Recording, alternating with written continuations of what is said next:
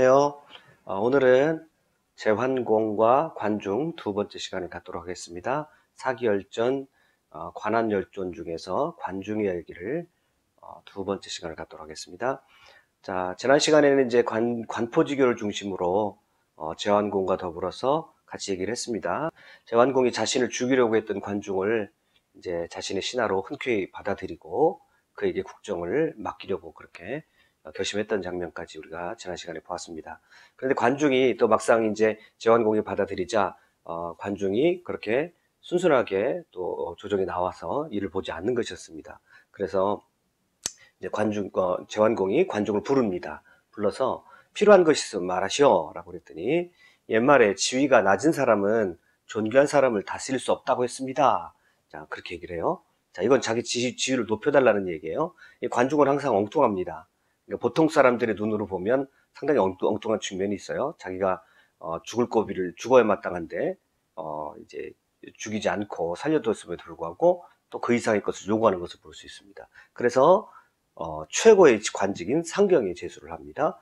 그래도 관중이 조금 뭔가 부족한 것 같아요. 그래서 옛말에 가난한 자는 부자를 다스릴 수 없다고 합니다. 라고 또 그렇게 말합니다. 그러니까 제환공이 제나라 시장에 1년치 세금을 주어서 이제 최고의 부자가 되게 합니다. 자, 그 다음에 또 옛말에 소원한 관계에 있는 사람은 친척을 제압할 수 없다고 합니다.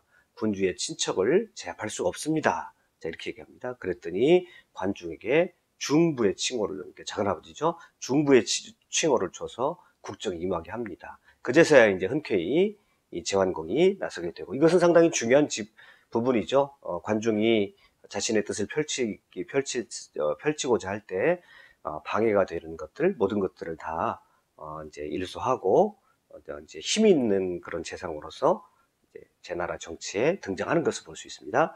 자, 어느 날 이제 제환공과 관중이 얘기 나누는 가운데 재밌는 얘기가 하나 있습니다. 이 제환공이 술과 여자를 굉장히 좋아합니다. 그런데 이제 생각해 보니까 좀 걱정스러웠나 봐요. 내가 술과 여자를 좋아하는데 내가 천하의 패자가 될 수 있겠는가?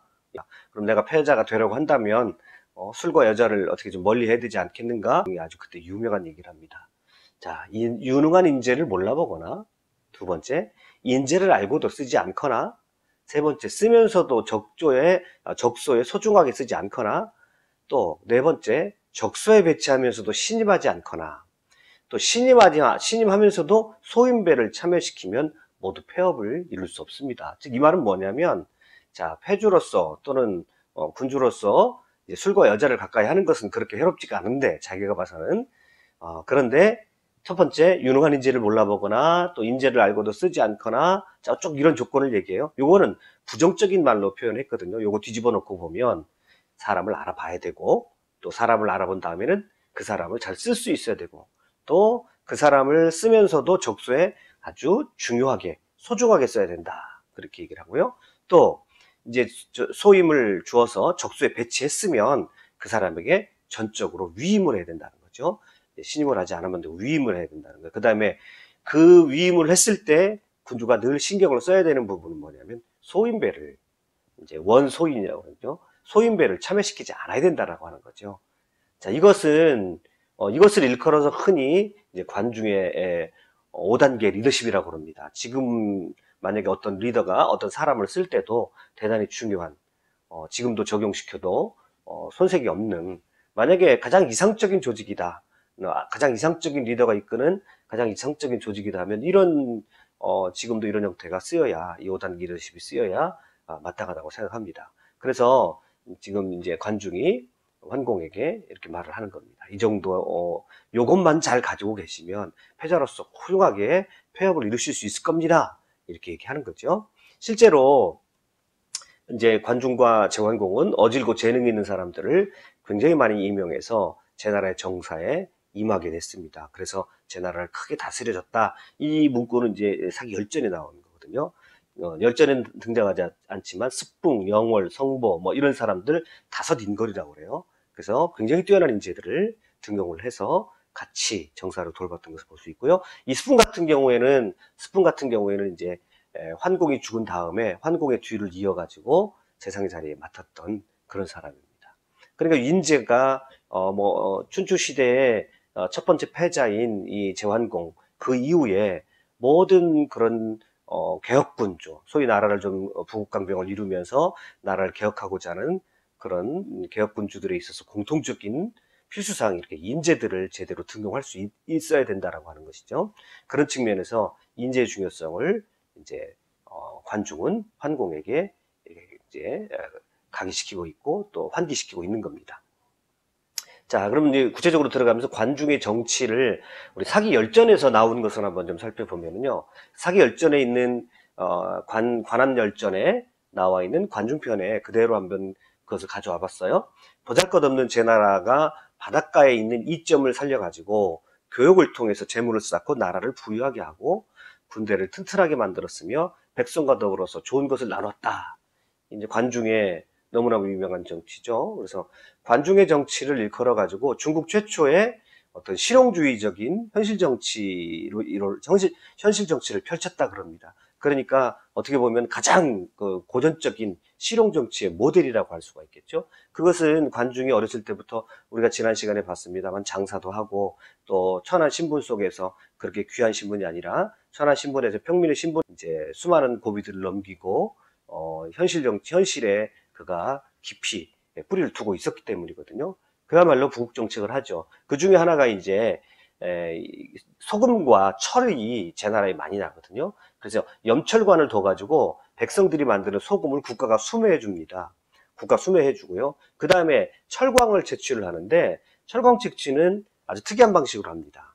굉장히 현실적이에요.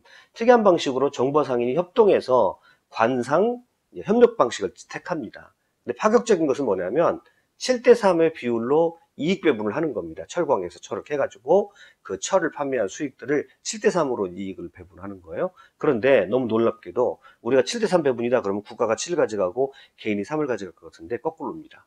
개인에게 7을 주고 국가가 3을 가져갑니다. 그러니까 이 이제 상인들이 이 철광 채취를 할 때 생산력이 엄청나게 늘어나는 겁니다. 왜냐하면 많이 캐면 캘수록 자기들이 이익이 되거든요.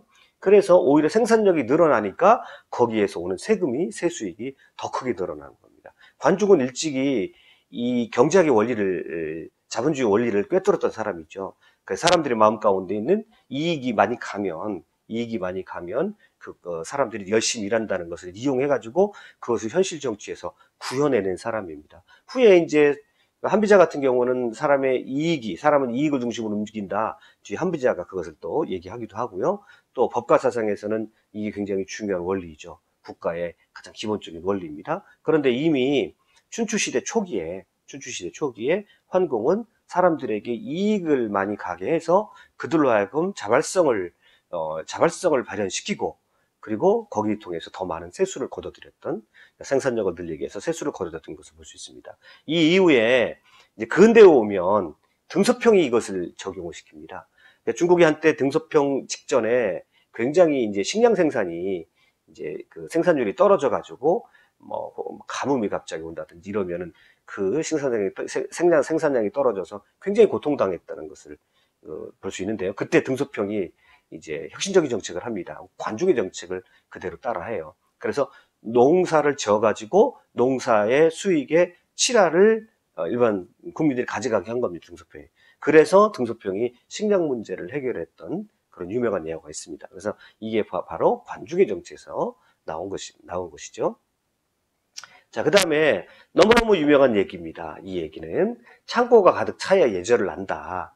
이것도 역시 이제 그 귀족이 아니라 현실의 가난한 백성에서 일반 평민에서 시작한 사람이었기 때문에 현실의 가난한 백성들의 마음을 잘 알았기 때문에 이런 얘기가 나왔다고 볼 수 있습니다. 창고가 가득 차야 예절을 한다는 건데 이렇게 얘기를 합니다. 여기도 역시 이제 사기열전의 얘기를 그대로 가져와 보면 창고에 물자가 풍부해야 예절을 알고 먹고 입는 것이 풍족해야 명예와 치욕을 알게 된다. 임금이 법도를 실천하면 육친이 굳게 결속하고 사유, 예의 염치라고 그러는데요. 예의 염치를 펼치지 못하면 나라가 멸망한다. 수원에서 물이 흘러가듯이 명령을 내리면 그 명령은 민심이 순응하게 된다. 즉 간단하게 얘기하면 백성들의 배가 채워져야 된다는 거죠. 창고가 가득 채워져야 되고, 기본적인 그런 어떤 경제적인 또는 기본적인 식생활이나 기본적인 삶의 구조가 해결이 돼야 그 다음에서야 백성이 예절을 차리고 그 다음에 법도가 세워지는 거고, 임금이 말한 것이 물줄기 흘러내려오듯이 그 밑에까지 잘 따라가는 것이지, 창고가 비어서 거기서 어떻게 나오겠느냐, 어떻게 거기서 예절이 나오겠느냐, 아주 현실적인 얘기를 하죠. 후에 이제 이거는 공자님도 맹자님도 역시 똑같은 얘기를 하거든요. 특별히 이제 전국시대에 가면 맹자 같은 경우는 오늘날의 그 복지국가 개념과 굉장히 비슷한데요. 그래서 이 항산이면 항심이다. 항산을 굉장히 강조합니다. 항산이라는 것은 이제 생산력이 풍부해서 백성들이 충분히 먹고 마실 수 있도록 하는 거, 이것이 군주의 가장 큰 책무라고 전국시대 맹자도 그렇게 얘기를 하거든요. 이제 관중과 일맥상통하는 부분이라고 할 수 있습니다. 아무튼 이것도 굉장히 실용주의적이며 현실적인 정치 논리라고 하는 것을 볼 수가 있습니다. 그냥 어떤 관념적인 또는 철학적인 그런 또는 도덕적인 그런 가치로 국가를 이상적으로 다스리는 게 아니라 현실적인 필요에 의해서 일반 백성들의 마음을 또 일반 백성들의 삶을 돌봐야 거기에서부터 정치가, 제대로 된 정치가 출발할 수 있다는 것이죠. 자, 조금 더 여기 일전에 나와 있지 않지만 조금 더 이제 관중의 정책을 조금 더 보충해 설명을 해드려 보면요, 5가지병이라고 그래요. 5개 가구를 이렇게 나눠 가지고 이제 그 군사 제도를 5개 가구 단위로 묶어 가지고 나라 전체를 군사 조직으로 편제를 하게 됩니다. 그래서 이게 이제 제 나라가 이 정책을 적용시켜서 굉장히 오랫동안 제 나라의 바탕을 이루는데요. 또 특별히 산업공상을 분업체제를 갖춰 놓습니다. 그래서 산업공상, 우리가 흔히 많이 듣는 신분제도잖아요. 신분제도인데 이것을 이제 신분제도의 높은 신분, 낮은 신분 이런 구분보다도 이거는 일종의 분업 시스템입니다. 그래서 제 나라를 100이라고 두면 그 중에 한 90은 농민들이고요. 나머지 선비 집단을 또 따로 구분을 하고요. 그러니까 이제 공업과 상업에 종사하는 사람들을 또 따로 종사를 해서 이것을 적절하게 분업 형태로, 그러니까 나라 전체를 운영을 할 때 뭘로 보냐면 위계 질서로 보는 게 아니라 분업 체제로 보는 거고요. 농민들이 90%를 차지하기 때문에, 그러니까 농업을 기반으로 해가지고 수공업과 상업을 고르게 발전시키고자 하는, 이것도 대단히 현실적이고 실리적인 그런 국가 운영이라는 것을 볼 수 있습니다. 그런데 이 조세개혁을 하거든요. 되게 혁신적인 조세개혁을 하는데 역시 관중의 그런 아이디어가 여기 배어 있습니다. 여기 보면 이제 세금이 없는 게 기본입니다. 그러니까 농민들이 농사를 졌어요. 그럼 농사를 충분하게 졌으면 농사를 지은 것에 대해서는 세금을 물리지 않습니다. 세금을 물리지 않으니 그러면 국가가 이제 국가를 운영하려면 돈이 필요한데 어떻게 운영하느냐? 그러면 요 농사를 충분히 져가지고 요것을 팔면, 시장에다 팔면 파는 그 거래세를, 일종의 수수료죠. 국가가 수수료를 물립니다. 이렇게 거래 수수료만으로, 그러니까 상업이나 이런 시장에 이제 그 수수료를 물리는 그런 것을 볼 수 있습니다. 아주 오늘날 입장에서 아주 대단히 혁신적이고 탁월한 정책이라고 할 수 있습니다. 그래서 이제 그 관중과 포수가 얘기하면서 왜 포수가가 그렇게 일방적으로 관중을 그렇게 이제 감싸주고 일방적으로 관중을 도와줬느냐? 포수가가 바보가 아니냐? 그리고 우리가 보통 어떤 관점으로는 이해할 수 없는 포수가 행동을 볼 수가 있거든요. 그럼 포수가가 그냥 사람이 좋아서 그런 것도 아니고 단순히 그런 것만이 아니라 이런 것들을 바로 봤다는 거죠. 이런 관중의 머릿속에 있는 이런 아이디어들을, 자, 어렸을 때부터 범상치 않게 나오는 그런 아이디어들을 포수가는 보게 되고, 그것이 만약에 나라에 적용될 수만 있다 한다면 이것은 대단한 것이다라고 하는 것을 포수가가 관중이 옆에 있으면서 관중을 알아봤다는 겁니다. 자, 그래서 또 5번째는 이제 동해에 산출되는 해산물과 소금에서 나오는 이익을 취해가지고 또 곤고한 백성들을 구휼하는 아주 탁월한 정책들을, 오늘날 우리가 봐도 대단히 탁월한 정책들이 이 관중의 정책에서 나오게 됩니다. 그러니까 제 나라를 아주 부국강병화시키고 강대한 나라를 만들었던 그런 관중의 정책들을 조금 더 구체적으로 한번 제가 살펴봤습니다. 그 다음에 이제 관중이 어떤 그 사고를 하느냐, 어떤 사고를 하고 어떤 이제 그 마인드를 가지고 있느냐. 특별히 왕이, 리더가, 이것도 대단히 중요하다고 보는데, 리더가 어떤 문제 상황이 닥쳤을 때 그 문제 상황을 어떻게 처리해야 할 것이냐라고 하는 면에서 대단히 중요한 시사점을 주는 그런 대목이 사기열전에 등장을 해요. 그래서 우리 열전의 내용을 그냥 읽으면 사실은 스쳐 지나가기 쉽습니다만은 그런 내용들을 조금 더 이렇게 깊이 있게 들여다보면 이것도 대단히 리더가 갖춰야 되는 덕목 중에 하나라고 봅니다. 왜냐하면 여기 보면 인화위복이라고 했거든요. 인화위복이라는 건 뭐냐면 재앙이 될 수 있는 일도 복이 되게 하고, 또 인패위공이라고 그랬습니다. 실패할 일도 돌이켜서 성공으로 만든다. 그러니까 우리는 어떤 일이 딱 당하면 어떤 사람들은 그 일이 굉장히 조그만 일인데도 굉장히 크게 느껴지는 사람이 있습니다. 그 사람은 절대 리더가 될 수 없습니다. 근데 또 어떤 리더들을 보면 아주 사소한 일인데도, 팔로워들이 보면 아주 사소한 일인데도 막 그거 가지고 엄청나게 크게 생각하는 사람들을 볼 수 있거든요. 그런 리더십을 가지고는 안 된다는 거죠. 적어도 나라를 운영하려면 어떤 문제가 생겼을 때 그 문제에 대해서 그 문제 말고 더 크게 그 문제를 볼 수 있는 전략적인 사고가 필요하다는 거예요. 그래서 관중이 어떤 문제가 생겼을 때 대응 방식입니다. 오늘 우리 일상과 또는 가정과 또는 우리의 그런 어떤 사업처나 기업체에 적용시켜 볼 만한 그런 리더십입니다. 꼭 리더들이 알아야 된다고 생각합니다, 저는. 여기 보세요. 채나라를 칠 때, 그러니까 채나라를 공격할 때가 있었습니다. 근데 채나라는 이제 초나라하고 붙어 있거든요. 그래서 채나라를 칠 때 채나라의 문제에 있어서 채나라만 치는 것이 아니라 채나라가 옆에 있는 초나라도 함께 가서 치면서 초나라가 주왕실을 이제 좀 등한시하니까 주왕실에게 이제 왕실의 포모를 바치지 않는 것을 나무래서 다시 초나라도 바치게 만들었다. 그러니까 어떤 문제가 생겼을 때 그 문제만 해결한 것이 아니라 그 문제 주변에 있는 것을 조금 크게 보고 전략적으로 그 문제를 접근해서 오히려 전화위복으로 만들어 버린다 이겁니다.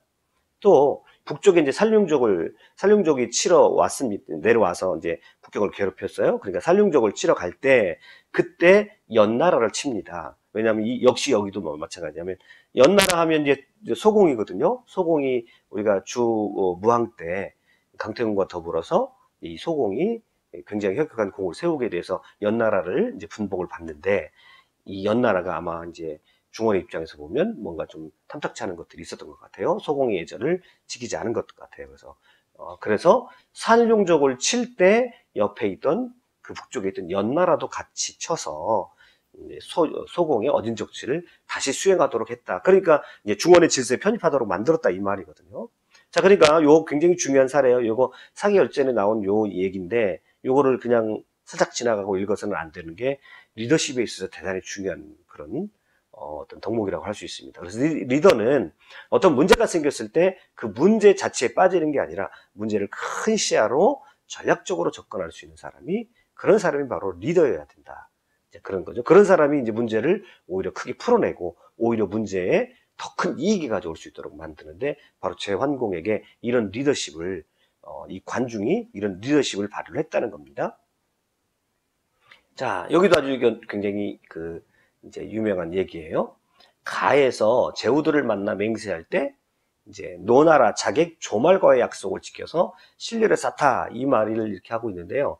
여기서 이제 주는 것이 얻는 것임을 아는 게 정치의 비책이다. 사기열전에 이렇게 얘기하고 있거든요. 이 얘기를 이해하기 위해서는 이제 조금 이 조말이라는 사람에 대해서 좀 알아야 될 필요가 있습니다. 이 조말은 누구냐면 여기 이제 조말이 제환공을 잡고 칼로 지금 위협하는 그런 장면이거든요. 그럼 이 조말은 누구냐면 사기열전에 자객열전에 5사람이 나오는데 그 중에 첫 번째로 나오는 사람이 바로 이 조말입니다. 이 조말은 노나라 사람이 노나라 장군이에요. 자, 여기 자객열전에 나오는 이야기를 조금 더 풀어볼게요. 노장공이 있습니다. 그러니까 장공이니까 좀 이 사람이 용기와 담력을 가진 사람이라고 이제 그 자객열전에서 묘사를 하고 있습니다. 이 사람은 굉장히 힘을 좋아했던 것 같아요. 그래서 자기가 그런 신념에 따라서 조말을 노나라 장군으로 삼아가지고 제나라와 전쟁을 하게 했는데, 당대 이제 제환공 최고 강하니까, 제나라의 제환공이 최고 강하니까 싸워서 이 조말이요 노장공의 그런 어떤 기대와는 달리 제나라와 싸워가지고 3전 3패를 해버린 겁니다. 그러면 전장에 나가서 장수가 3번 싸워가지고 3번 졌다 그러면 이거는 뭐 이 장수는 죽임을 당하거나 아니면 이제 은퇴를 해야 되죠. 불명예 은퇴를 해야 되는데, 그런데 이제 지금 그렇게 하기 전에 이제 상황이 너무 급박하니까 이제 제 나라가 너무 급박하게 쳐들어오니까 이제 화친을 해야 되는데 그냥 화친을 할 수 없고요. 수읍 땅이라는 곳을 이제 바치게 됩니다. 제 나라에. 근데 이 수읍 땅이라는 곳이 어떤 땅이냐면 지금 우리나라로 따지자 그러면 이제 그 서울이 있다면 서울에 가장 가까운 도시쯤 되는 겁니다. 그러니까 서울이 있다면 의정부 뭐 이런 정도가 되겠죠. 수원은 또 너무 멀고요. 그냥 코앞에 서울 코앞인 도시예요. 그러니까 제 나라하고 3전 전패했으니까 제 나라가 점점 이제 뭐 땅을 좀 차지하겠죠. 그러면서 마지막 순간에도 이제 화친을 해야 되는데 이때부터는 이제 저 춘추 시대부터는 화친이 그냥 되는 게 아니라 자기 땅을 바쳐야 화친이 되니까. 그래서 수도하고 가까운 수도가 코앞인 노나라 수도가 코앞인 수읍 땅을 이제 바치면서 화친하려 했습니다. 그래가지고 이제 노장공이 화친하려고 했어요. 그런데도 노장공은 이 조마를 원래대로 삼전삼패한 장군을 원래대로 이제 회복을 시킵니다. 자, 그러니까 이 조마의 입장에서는 참 죽을 맛이죠. 삼전삼패하고 장수로서 체면이 안 쓰는 일입니다. 그리고 뭐 이제 수도 코앞까지 제 나라가 들어왔기 때문에 정말 제 나라가 마음만 먹으면 노나라는 바로 이제 사라지게 될 그런 운명에 이제 처하게 되는 거죠. 자, 그랬을 때 이 이제 노장공하고 제환공의 회맹 자리에 가서 이제 정식으로 이제 화해 조약을 체결하는 그 자리입니다. 그 자리에서 갑자기 조말이 칼을 들고 단상에 뛰어들어와 가지고 제환공을 위협을 하게 됩니다. 자, 그랬더니 제환공이 이제 너 도대체 무슨 일로 그러냐? 너 도대체 왜 그러냐? 딱 그랬더니 조말이 이렇게 합니다. 자, 제 나라는 강하고 노나라는 약한데 제 나라가 노나라를 침범하는 것은 너무 가혹합니다. 이게 이제 춘추 시대만 해도 이게 통하는 논리였어요. 지금 노나라의 도성 담이 무너지면 제 나라 땅으로 떨어질 만큼 깊숙이 파고 들어왔습니다. 이 말이 뭐냐면 아까 제가 말씀드렸던 대로 지금 땅을 주기로 한 땅이 어느 땅이냐면 바로 수도가 코앞인 조금만 더 가면 정말 몇 킬로만 더 가면 노나라의 수도하고 가까운 그런 지역이거든요.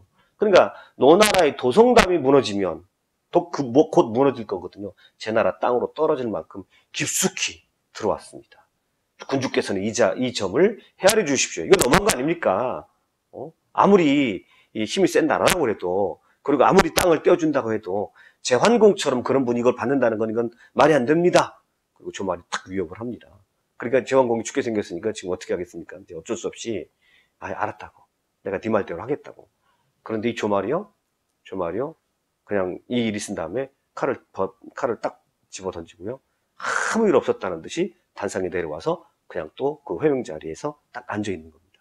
제헌공이 조말이 내려간 다음에 너무 화가 나죠. 갑작스럽게 당한 일이기 때문에 그래가지고 죽이려고 저놈을 가만 안 두고 싶어서 죽이려고 했는데 그때 관중이 딱 등장을 하는 겁니다.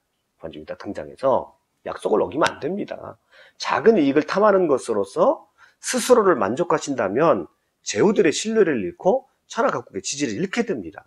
그러니 약속대로 땅을 돌려주는 편이 낫습니다. 관중이 탁 얘기를 합니다. 관중이 얘기를 하고 제환공이 이 말이 맞다고 생각을 하고 그냥 조말의 약속대로 그 땅을 받지 않습니다. 그리고 노나라에게 되돌려줘요. 이것 때문에 이제 이 관중이 또 제환공이 여러 제국들로부터 되게 존경을 받고 춘추 시대에 정말 말 그대로 패자로서의 그런 권위를 받게 되는 일이죠. 그래서 줌으로써 오히려 더 큰 것을 얻는 거죠.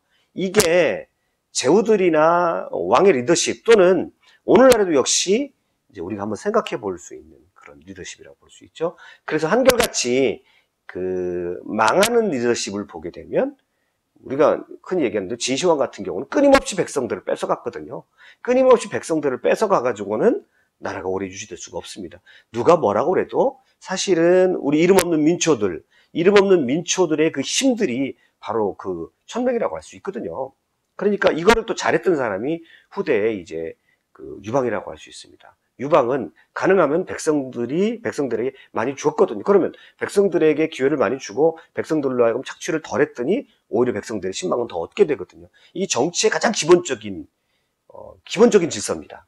그래서 군주는 적어도 리더는 많이 줌으로써 더 큰 것을 얻을 수 있는 그런 전략적인 머리를 가져야 된다고 합니다. 또 하나 여기서 우리가 또 주목해 봐야 되는 것은 이 조말이라는 사람이 뭘 믿고 이렇게 했겠느냐는 것입니다. 갑자기 단상에 들어와가지고 그 회명 자리에서 들어와가지고 제한공을 칼로 위협을 합니다. 칼로 위협을 해놓고는 자기가 얻을 것을 딱 얻었고 제한공의 말이 내가 네 말대로 하겠다 그 말이 떨어지자마자 그냥 자리로 돌아가죠. 편하게 아무런 일이 없었던 것처럼 그냥 앉아 있습니다. 별일이 없었던 것처럼. 그러면 만약에 한번 여러분 조금 다르게 생각을 해보면 이 자리가 제한공이 아니었다. 또 이 자리에 관중이 없었다. 그럼 조말이 이렇게 했을 수 있었을까요? 이건 불가능한 얘기죠. 즉 이건 무슨 얘기냐면 조말은 관중이라는 사람이 어떤 사람인 줄 알았고 그 다음에 제환공이라는 사람이 어떤 사람인 줄 알았기 때문에 이 조말의 입장에서는 이렇게 해도 통할 만한 사람이라는 거죠. 우리가 흔히 얘기하는 대로 뻗을 때 보고 뻗으라, 발 뻗을 때 보고 뻗으라 하는 식으로 이게 통할 만한 그릇들이었던 것이죠.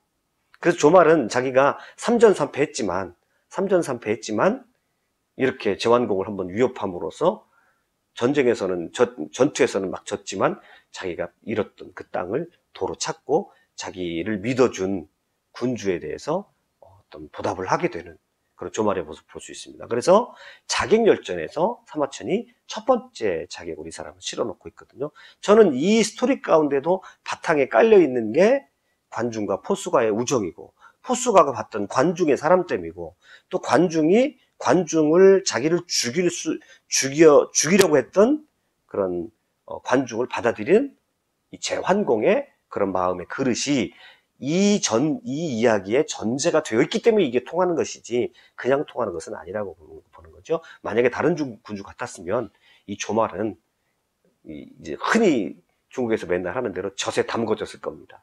젖에 담궈져서 그냥 젖이 되어 버렸을 겁니다. 그죠? 자, 그래서 우리가 이 관중의 스토리 또는 제환공의 스토리에 항상 전제되어 있는 것이 이 관중의 마인드입니다.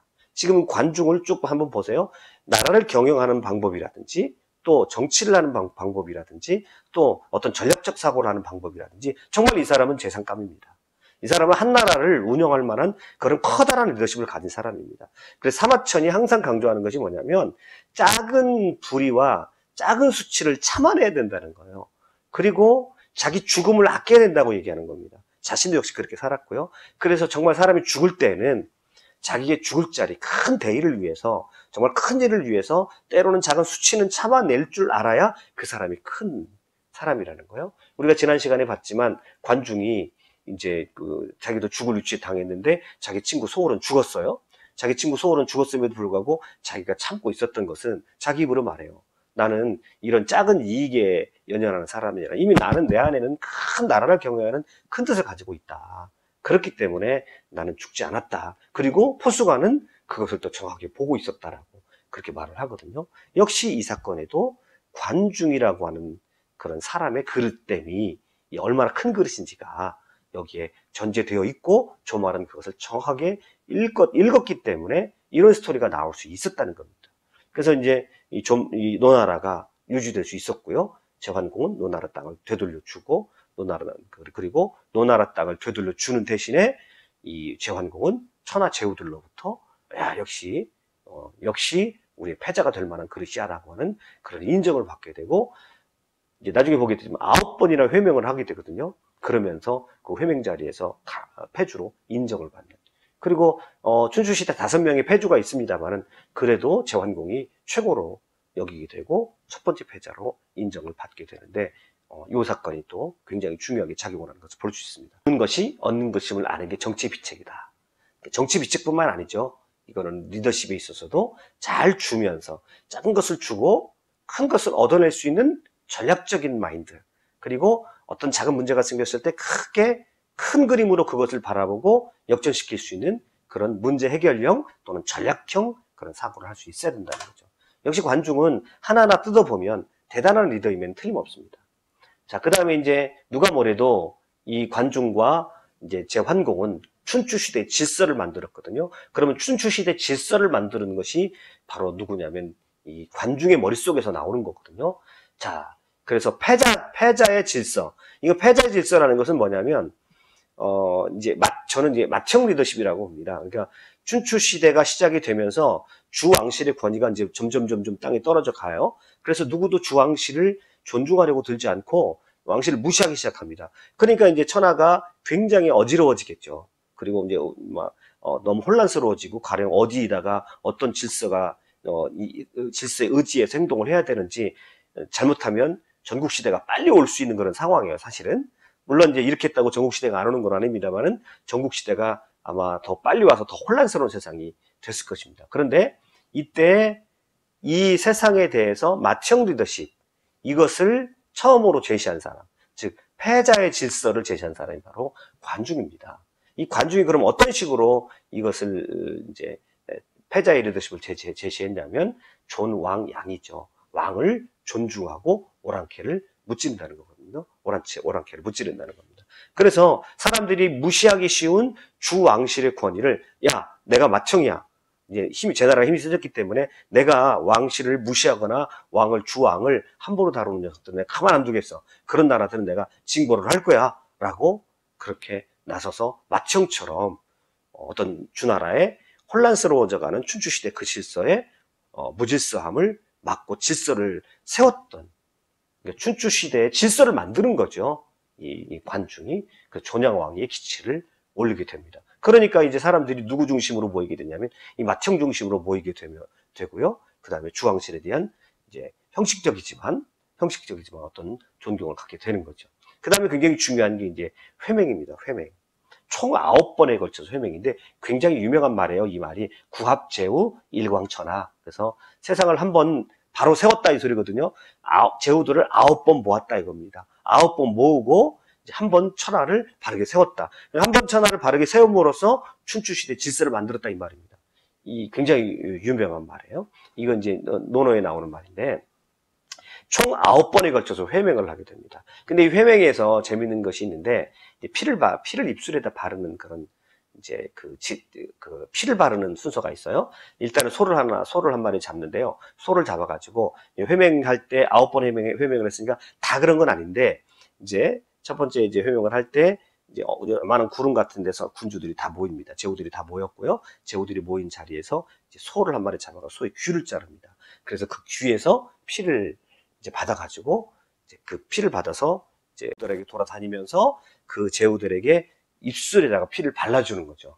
자, 그러니까 소의 귀를 잘랐어요. 그리고 입술에다가 피를 발라요. 이건 무슨 소리냐면 잘 듣고 잘 들어라. 그리고 어떻게 하는가? 말 조심하고 잘 따라오라. 뭐 이런 정도의 이제 의미를 담고 있겠죠. 그런데 하여튼 이런 식의 어떤 맏형 리더십의 권위를 세우면서 총 9번의 회명을 거쳤습니다. 누구도 9번 회명을 갖지 못했습니다. 그래서 이제 이 춘추 시대의 그런 제후들이라고 하면 누구나 한 번쯤은 꿈꿔볼 만한 그런 그림. 그래서 회명이라고 하는 이런 질서 체제를 만들어내서 춘추 시대 질서를 또 만들었고요. 계절존망이라는 말도 굉장히 많이 쓰이는데요. 그러니까 어떤 나라가 대가 끊어질 상황이 되면 그 대가 끊어지지 않도록 또 이어줘서 나름대로 이 춘추 시대 질서가 와르르 무너지지 않도록 그 이제 제후국들을 이렇게 보존시켜주는 그런 일도 이제 주로 했다는 것이죠. 그래서 오랑캐들에는 무찌러주고